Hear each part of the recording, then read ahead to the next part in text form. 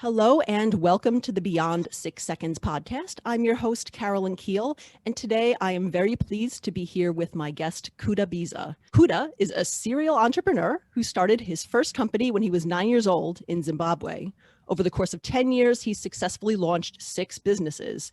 And currently, he's the co-founder and CMO of Nunbelievable, a socially conscious baked goods company that donates meals for every box of cookies sold. He's also the co-founder of #ThisIsMyEra, a personal development brand, and Signables, a sports collectibles brand. Kuda believes in being a force of good and founded the Amani Hope Foundation, a 501c3 nonprofit organization with a mission to empower underprivileged children by providing scholarships. Kuda, welcome to the podcast. Thank you so much. I'm happy to be here, Carolyn. Yeah, really happy to have you here today. So, you have such a great story about all of your entrepreneurial ventures, but why don't we start out by learning a little more about kind of how did you get started as an entrepreneur? It started by accident, to be honest. It was really just me as a kid trying to figure out how I could control my own ice cream destiny. What had happened was my mom had refused to give me $1 to get an ice cream because I'd been naughty that morning. And I was kind of like somewhat frustrated because I was like, how can one person like just control if I have ice cream or not, right? And at that time I figured like if I had my own money, then I wouldn't have to then kind of like rely on my mom. So in kind of like the heat of the moment, I saw that my neighbor's windows were dirty. And an idea just struck me and I was just like, let me just go for it. Like I have nothing to lose, right? If I go there and ask to clean the windows and if she says yes, I make some money. If she says no, then it is what it is. So I ran into the house, I took the bucket and some of my mother's cleaning supplies and I went over to my neighbor's house and I was like, hey, your windows are dirty. I'll clean your windows, $5. Would you let me do it? So I don't know if I was a good salesperson or if she really just felt pity for this 9-year-old, but she said yes. And I cleaned the windows and next thing I know, I have $5. And the next day the ice cream truck rolled by and I didn't have to ask mom anymore. I was a big boy now. So I bought my own ice cream and, once you have the first taste of that first dollar you earn, you're hooked, right? So I then just started going to all of the houses in my neighborhood. I recruited 2 of my friends and they ended up doing the cleaning. I did the sales and we had a little enterprise going on the whole summer. So that's how I started my first business. And we used to call it Clean Machine Services. That's cool. And that's when you were 9 years old in Zimbabwe. Yes. This was when I was 9 and I was in Harare, Zimbabwe. So that's how I started. And then when I came to the US as a college student, I started my second business in my dorm room with $150. And this was my first socially conscious business actually, because growing up in Africa, I had witnessed firsthand how other children didn't have access to education because unlike, first world countries like the US where public education is free, in Africa, it's not, right? So, if you're one of the families that's living on $2 a day, that is only enough to provide shelter and food and education becomes more kind of like a nice to have, right? So I would see a lot of kids my age not going to school. And I felt so blessed to have been able to get a scholarship to come to the US and I wanted to do something about it. So the only way I knew how was through entrepreneurship. But, I was like, okay, what I decide to do with the profits is what's important. So we decided to donate 20% of the profits. But the way I started that particular business was actually quite interesting because, like I said, I only had $150 in my bank account. And for me to get inventory to start this business, I needed $3,000. So I went over to the manufacturer and I basically showed him my plan. I was like, hey, if I was to get goods from you, this is how I'll sell them. This is how I will, monetize on it and generate profit, but I don't have the money. So are you open to the idea of giving me 30-day payment terms? So you manufacture the product for me and I'll pay you in 30 days. This is where I go to school. I live on campus. You can go check and whatnot. And, we can change lives together because I'm going to donate 20%. Again, I'm not sure if I was a good salesperson or he felt pity for this college kid, but, they said yes. And they gave me they produced the inventory and they gave me the inventory. On day 28, I was back at that factory and I paid him that full amount, and that's how we launched the business. Wow. And which business was this that you started at this is AFR Clothing.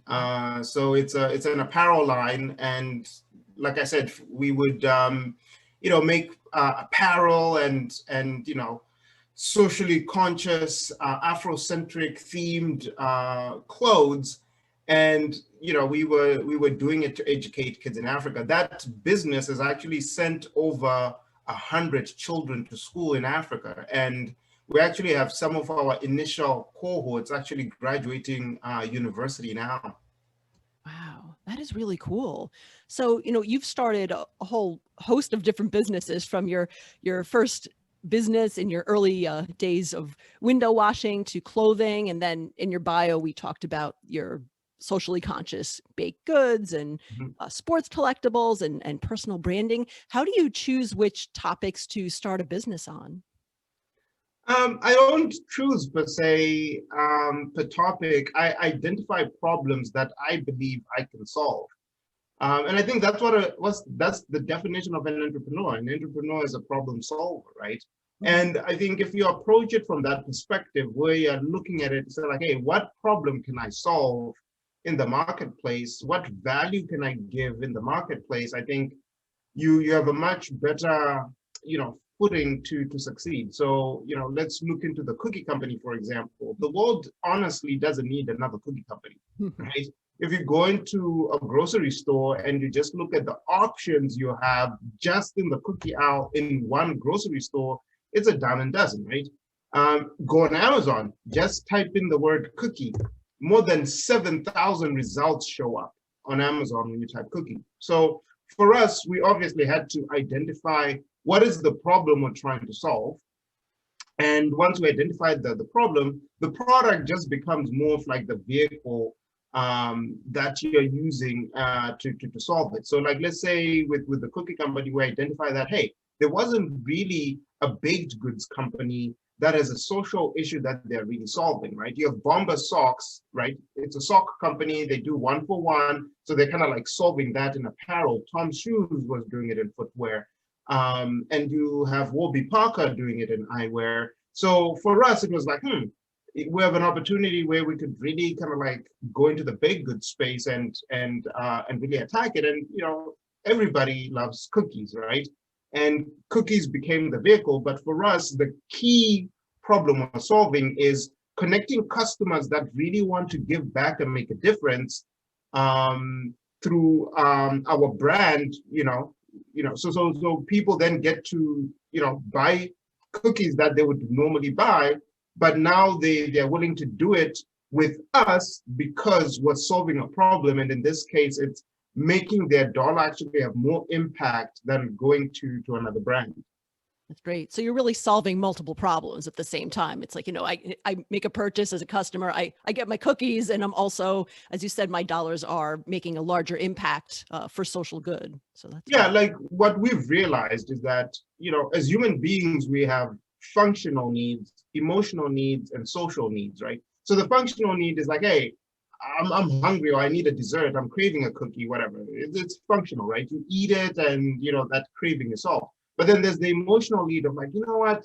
I want to make sure that my purchases make a difference. I want to give back. I want to make a difference. So that's an emotional need that we're solving for a customer. And also from a social perspective, people want to maybe look good to their kids, to their family, to their spouse, that they care about the world. So we're ticking all three boxes with one brand. Whereas with other brands, for example, maybe they solve the functional piece, but they feel guilty that, they didn't make a difference, or they're not sustainable, or whatever. So for us, we were able to really think about the customer holistically, and then come to them with, a product that they know, they love, they're used to, but now we're ticking more boxes than the other competitors in the marketplace. Right. Yeah, that's fantastic. So do all of the businesses that you've started or most of them have that component of giving back and supporting social good or social causes? It's starting to be a trend, but before it wasn't. So I spent over a decade in corporate America. So before I started Non-Believable, I spent about 12 years at Newell Brands. So Newell Brands, it's a big Fortune 500 company. They own brands like Sharpie, Yankee Candle, Mr. Coffee, Crock-Pot, Calphalon. And I was actually part of their innovation team, and we were responsible for building and creating new businesses. So one of the businesses that I created while I was there was a line of slow cooker meals under the Crock-Pot brand that was called Crock-Pot Cuisine. We also created another business with Anheuser-Busch, which was a at-home tap home system. So I've created and built multiple businesses that didn't really have a social aspect to it. But for me, it tends to be kind of like what I love to gravitate to, because I think about business not just from the point of view of like, oh, let's create something that generates profit. I think of it as like, can we create profits, make an impact, make a difference in the world? Because there's this whole conversation where like, oh, you need to like make passive income and all that stuff.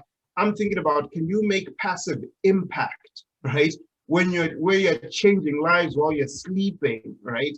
For me, that's more powerful, and that's the type of legacy that I want to live. So going forward, I want to be in businesses that have that type of impact. But if we cannot have a direct correlation between the business and impact, I have a 501c3 that I've created with my wife, the Amani Hope Foundation. So we still continue to use that vehicle to still make a difference as well.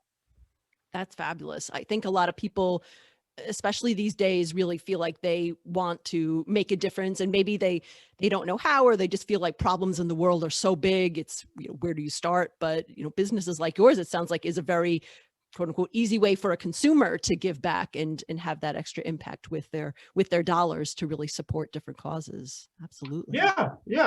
I think that's the way we need to think about it. And I think 2020 gave us a crash course on how things can change quickly, right? You might be thinking like, oh, life is comfortable, and then a pandemic hits and then life changes. So I think as society, we always need to be thinking about how we can help others, because maybe it could happen to you, but more importantly, if everybody rises, we all rise. So I think it's important as brands to be thinking about how could we help, even if it's at a local level, right? You could just be helping within the community that you're in. What's important is that you're helping. So I think it's something that we all need to be thinking about. Yeah, absolutely. So you mentioned the 2020 and the pandemic, and you as a serial entrepreneur having many businesses running, have you had to pivot some of your businesses significantly during that time, and kind of how have things changed since we all went into lockdown here? Yeah, I am yet to hear of a business that did not pivot because of 2020. I think every business had to pivot in one way, or another. But I think the biggest way is like, obviously, we all had to start working from home, right? That was the biggest pivot, unless if you're already a remote company already. But for us, we had it all, right, in terms of challenges. So the sports brand, for example, you're talking about signables. We launched in January 2020. Wow. And once we went live, 6 weeks later or whatever, lockdown started happening. And we have a lot of licenses with the soccer teams in Europe, and games weren't showing, and fans obviously weren't able to really kind of like connect with the sport. So it impacted us, obviously, because the games weren't there to really help us drive velocity. From an unbelievable perspective, we couldn't bake at our bakeries because there was lockdown, and we couldn't get ingredients in. So we had to really think through like supply chain logistically. So some of the things that we had to do is we had to now manufacture larger batches. We had to be very proactive in talking to our consumers, letting them know that there were going to be delays. But for us, the biggest thing that we had to figure out how to pivot on was the growth that we weren't expecting. We were growing at 300% month over month, and this was way beyond our projection. So now, you were thinking like, oh, we're going to grow 20-25% month over month, and now you're growing 300% month over month. It's exciting, but you have to forecast for it and you have to think about it. So we had to be nimble, we had to be flexible, and we had to think outside the box. But for me, those are the things that really get me excited, because whenever you're pushed outside of your comfort zone, you grow, right? So I think as a business, as an entrepreneur, as a leader, I grew significantly during that period. And I think about the words of Winston Churchill when he said, "Never waste a good crisis." So I think in our perspective, although we're obviously not happy about the pandemic, the people who died or suffered or lost their jobs or were furloughed, but it was good in the sense that we were able to really grow as a business and as a leader in navigating through some of these challenges that we faced. And I think now we're actually smarter and a little bit stronger. And I think there's good that you can take out of the pandemic in the midst of the challenges that came through it. Mm-hmm. Absolutely. And you're right. I've talked to so many business people and entrepreneurs on the show, and 2020 has definitely been opportunities for them to pivot and in some cases change their businesses, grow their businesses in different ways, or even starting new businesses during this time. Just kind of, as you said, seeing what those problems are out in the world and finding different ways to solve them. No, absolutely. Yeah. So you've started and run so many different types of businesses in different industries. What are maybe some of the lessons you've learned maybe in your early days when you're just starting out with entrepreneurship that you've been able to apply to your other businesses as you start new ones? I think the biggest one is dream big, right? I came to America with $40 in my pocket. That's all I had. And one of the things that I've learned is that ideas don't work unless you do. And, I'm a very creative person and I come up with so many ideas. And what I've realized is that unless if you do the work, those ideas can be good ideas, but it will never manifest to anything. So if you dream big, I think the next thing that you're supposed to then do is you're supposed to align that big dream with big action. So there's a quote from Mark Twain that says the two most important days in life are the day you're born and the day you find out why. But I actually like to add on to that to say there are three important days in life: the day you're born, the day you find out why, and each day you act on your why. So some of the lessons I've learned that I've applied into other businesses is that number one, it takes a village, right? So in all of these businesses, the reason why I'm able to have multiple businesses going on is because I have other team members that are subject matter experts in certain areas that can come in, step in, and take that vision and really turn it into a reality. So one of the growth areas for me is growing my own self-awareness and understanding my role, what I'm good at, and making sure that I bring in the people who are good in the other areas that I needed in the business, but more importantly, empower them to make decisions and operate in their zone of genius, so that we all achieve that collective goal that we're trying to achieve. So I think that would be the common lesson I can say that I've really gained from this experiences growing and building businesses in different ecosystems. Yeah, that's powerful. It really is about not just having the idea, because we can have ideas all day long, but then how do you put that into action? And even if it's just taking small steps, because I think a lot of people get stuck with, they have this great idea that they want to do, or they kind of have this big dream, but they don't get started for a whole variety of different reasons, whether it's fear or just not knowing what to do or not feeling like you're ready. And I think what you've learned really underscores that it's important to make those steps and get started, even if you're just taking like one little step a day and just trying to get it off the ground. Yeah, and then the other thing too, I'll point out is that, you have to be comfortable with making mistakes and failing, right? Because, people talk about, let's say the businesses that I've started and, all this stuff.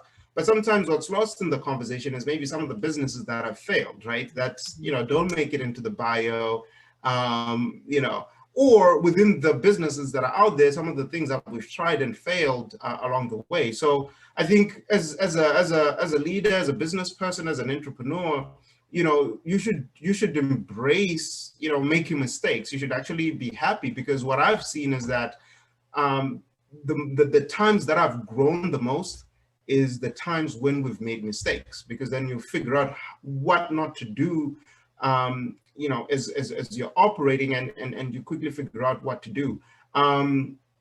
The other thing too is that it keeps you humble, right?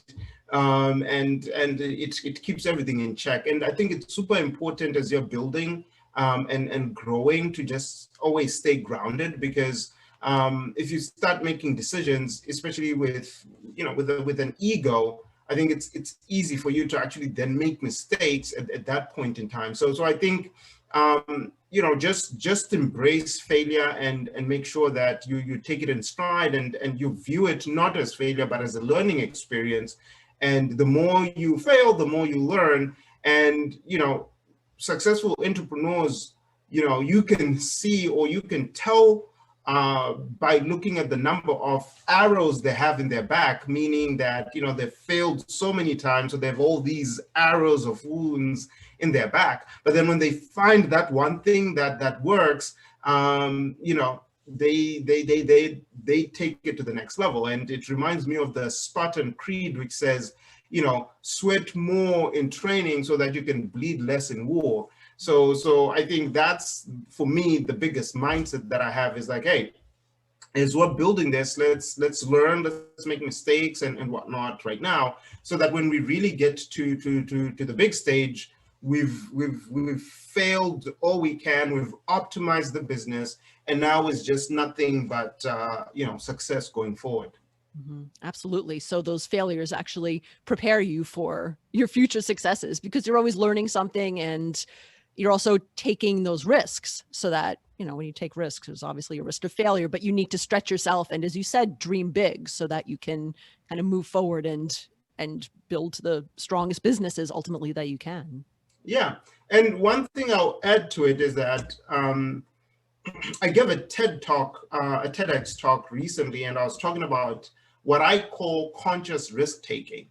And this is something that I do every single day, which is I take a conscious risk where I literally say like, hey, I'm going to do this. I know it's risky, but I'm going to do it nonetheless. And the reason why I do that is because it takes me outside of my comfort zone. And when you take risks where like, hey, I'm taking a risk, it enables you to then make sure, like, when you actually now really face like a real risk, you've built that muscle of handling pressure, right?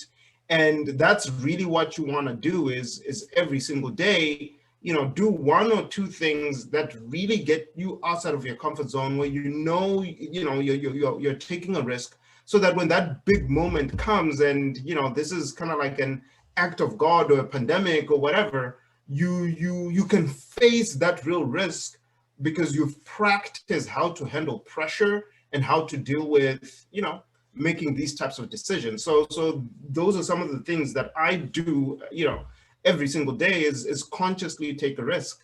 Obviously you have to gauge your risk and make sure that it's you're not like betting the business in Vegas or anything like that, but you're doing it in a manner that it is risky. You get to grow, but what you then learn from that will ultimately deliver a much greater ROI for you in the long run than if you had stayed in your comfort zone. Mm-hmm. Absolutely. So, you talk so much about failure and taking risks, and I feel like it's so critical in order to have that success as an entrepreneur, to embrace both failure and risk taking, or conscious and thoughtful, calculated risk taking. But I still feel it's still difficult for whatever reason, if it's the culture that we grow up in here, or just the mindset that we have about really being able to accept failure and kind of get past that fear. So do you have any maybe examples that you'd like to share about either something that you tried that failed, but kind of what you learned from that and how that helped you going forward in other businesses? Yeah, before I share the example, I just want to even shed light why that is the dynamic. Yeah. Our brain, right, which is a 2 million-year-old brain, is really set for us for survival, right? If you think about it. So whenever your brain sees a situation that is threatening your survival, it starts activating into its own processes to make you survive whatever situation you're going through. But if you want to thrive, right? So there's a difference between just surviving and thriving. You need to make sure that you train yourself and your brain to be able to take control of those situations, and don't go to the default settings or whatever your brain is telling you to do, which is operating out of fear. But as a matter of fact, you really just think through, okay, what's the right thing to do here, and then you'll thrive. To give you an example, I mean, there are plenty of examples that I can share around things that have happened or not happened. But I'll share a couple. So when we started AFR Clothing when I was still in college, right? One of the things that we attempted to do, and it wasn't the right time for us, was we wanted to expand globally, right? Because we were like, oh, we're growing so much, and we're getting like emails and things from people all over the world. And we started signing these distribution agreements with like all these different people across the world. We signed a distribution agreement with someone in Tanzania. We signed a distribution agreement with someone in Bermuda, and so forth and so forth. What we didn't do correctly is we didn't do the due diligence to really learn and understand more about the individuals and their capability to actually move and sell products. So now we had these contractual agreements where we had given them the rights to manage these territories, but the volumes weren't coming in. And we had now other people reaching out saying like, hey, we want to take your brand and blow it up, and this is a much bigger opportunity. But we now have these contractual obligations that we had to figure out how to navigate through. So I think sometimes as an entrepreneur, when an opportunity comes about, and some people are really good at selling, right? I think you need to be able to really cut through the fluff and really do your due diligence in understanding the real facts, right? Show me the data. Can I talk to some of your references? Can I, and just do a little bit of more work. We really rushed through into it, and we didn't really take time in understanding the customer, the potential partners that we're working with, and we just signed the deal. But we're college students, and we were excited. But for me, I think what I've learned is that sometimes taking that extra step, or waiting a little bit and really assessing the opportunity will help you a little bit in the long run, rather than just speeding through things and not just following a process with due diligence and just taking a shortcut. So that's one lesson I can share right now of a time where I made a mistake and I learned from it. Yeah, and that's powerful. And I think a lot of people think that having really high growth early on in a business, or just way above expectations, is like always a great, amazing, positive thing. But it brings other challenges, like one of the ones that you were just describing. It's just and it's always a learning experience, especially when you are doing something that you haven't really done before. But yeah, that's fantastic that you're able to learn from it and apply it to future businesses and get those future successes. That's Yep. right. Very good. So, we talked a little bit about your nonprofit organization, the Amani Hope Foundation. So at what point did you start that? And I know you mentioned it was to kind of supplement and give back even more to scholarships. Kind of at what point did you start that, and how does that kind of align with your other socially conscious businesses? Yeah, so we started the Amani Hope Foundation when we had started AFR Clothing. So obviously, I told you that when we started AFR Clothing, the mission was for us to be able to donate, right? So at first, we were donating through nonprofits that existed. So, for example, our first donation, we did it with a nonprofit in South Africa. But one of the things we learned was we couldn't really track or have full transparency on how the money was being used, because we would cut the check and we would give it to, the orphanage or whatever. And although that money was intended for education, they could have used the money for something else. And there was no way for us to track it, right? And we felt in order for us to have a little bit more control around the transparency and how the dollars were being used was for us to actually form a nonprofit. So having been born in Zimbabwe, I had the unique advantage of having both US and Zimbabwean registration for the nonprofit, and we then decided to focus on Zimbabwe as a region to actually do our nonprofit work. So, the way it would work is that AFR Clothing became focused on selling as many t-shirts as possible, right? Because the more t-shirts we would sell, the more money we could donate to the nonprofit. And then the nonprofit became focused on making the most impact as possible, right? How can we educate as many kids as possible? So now by having the two separate entities, we kind of like separated church from state type of thing. We had, the nonprofit had its own executive director who was on the ground. She's still on the ground, and she had a small little team and volunteers. But because we were a registered nonprofit in Zimbabwe, we actually had access to work with the government directly to understand the needs within the country, to identify regions and also children that we could actually work. But more importantly, the advantage it gave us was that whenever we would go to events with AFR Clothing, the t-shirt company, people would be like, hey, I bought a t-shirt, it's great, but I want to do more, can I donate? So now with the 501c3, we have the opportunity where people can then say like, oh, I bought your t-shirt, I love it, but I also want to donate $100.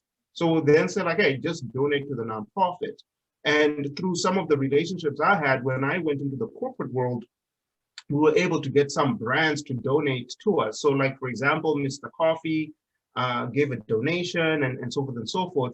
So it really enabled us to actually scale our impact by having the for-profit business and the nonprofit, because the for-profit business could focus on selling its products, and then the nonprofit could then capture donations that people would want to give us, and it enabled us to scale. And then when my wife and I, got married, and we were thinking about how do we also want to make a legacy and how can we make a contribution, we then just decided to, use our own personal funds to also donate to the nonprofit. So we also do that as well. So it's good to help others and see some of the children that we've helped now also making a difference, getting jobs and contributing to society. So we're really pleased by the work that we've done through the foundation. That's fantastic. And it's great that you were able to establish it so that you can see exactly where the money is going and you can track it. And, it's important and rewarding in a lot of ways to be able to see the direct impact that you can have. Is that something that you can or do maybe somehow share with customers or donors in terms of like, here are the children that we've given scholarship to, and here's the progress that they're making? Or how do you kind of close that communication loop or kind of share back the impact? Yeah, so from an AFR Clothing perspective, yes, it's something that we would do. We would show the Amani Hope scholars, would create video content with them, and each term we in America it's a semester, so each semester we would go and meet the kids and get all the pictures and whatnot created. And we would, send email updates to our customers. They would see it on social media and things like that. So it's something that we would definitely do for sure, with the business, because there's always that, requirement and more or less an expectation from customers where they really want to see the work that you're doing. And for us, it's important to do, because we want people to know that, hey, we do what we say we're going to do. So that was one of the components. And sometimes when you work with other organizations, you're now kind of like dependent on them, right? If they don't do the photo shoot, if they don't send you the content, then you don't have anything to share, but you've already sent that check. So by having the nonprofit, it enables us to have a little bit more control around that process, because we control that process. We know why it's important, so we prioritize those tasks, and we're able to then share it with our customers. Mhm. Yeah, I think that's great. It's always great to be able to see the impact, and whatever whatever you can share with people, I'm sure they're definitely appreciative of that, and that is really cool. Wow. So, well, Kuda, thank you so much for being on my podcast. How can people get in touch with you if they want to learn more about your businesses or the work that your nonprofit does? Yeah, they can come to my house. I'll give you my home address. I'm joking. Maybe They can, after lockdown's over. yeah. They can get in touch with me two ways. They can go to my website, spearmethod.com. I'm a published author, and the name of my book is The Spear Method: 5 Simple Steps to Success and Fulfillment. So if they just go to that website, there's a contact me form, and they can reach out to me directly right there. And also they can just go on Instagram, Kuda Biza, Kudabiza. So they can just hit me up on Instagram, and we can chop it up. So I think those are the two easy ways to get a hold of me. So yeah, that's how people can get in touch. Right. Awesome. As we close out, is there anything else that you'd like our listeners to know, or anything else that they can do to help or support you? Yeah, for me, I'm always thinking about how we can do more together. And right now, it's really fighting hunger, right? So, pre-pandemic, Feeding America was reporting that, close to 40 million Americans were food insecure, meaning that they didn't know where their next meal was going to come from. But right now, they just recently published a report that said that number has gone from, slightly below 40 million to 54 million. So if you think about it, there are more hungry people in America than there are people in Canada. Canada's population is maybe about 35 million. And here we're saying that 54 million Americans don't know where their next meal is going to come from. So one way you could support is by buying a box of non-believable cookies, and you can buy a box, we'll ship it directly to your house. And we have a 1-for-1 model. So for every cookie that we sell, we donate a meal to someone in need. So if you buy the 12-pack box, you're feeding 12 people. And we're able to do that by partnering with partners like Feeding America and World Vision. And they're able to have very efficient food programs because of the way they get their food. So the cost per meal is quite affordable. So if people were to go to nonbelievable.com and just type beyond 6 seconds, they will get 20% off for a box of cookies. So that's one way that they can support us. So it's beyond and 6, the number 6 seconds. It's kind of like a long, code, but I wanted to do something that they could connect with and remember with your podcast. So they can then get a 20% discount on our website. Oh, that's fantastic. Thank you so much. That is awesome. Yeah, I'll put all of that information in the show notes so people can read it as well. Links to your websites, and, I'll talk about the code as well. Is the code all one word, or is it with spaces? It's all one word, and I'll email it to you as well so that you can copy and paste it. So beyond 6 seconds, and they'll get 20% off. Oh, thank you. That's fantastic. Oh, I appreciate that so much. So yeah, thank you so much, Kuda, for sharing your story on my show and for your for your offer of 20%. That is amazing. And yeah, thank you so much. You've shared so much knowledge today, and I really appreciate you being on my show. Thank you so much.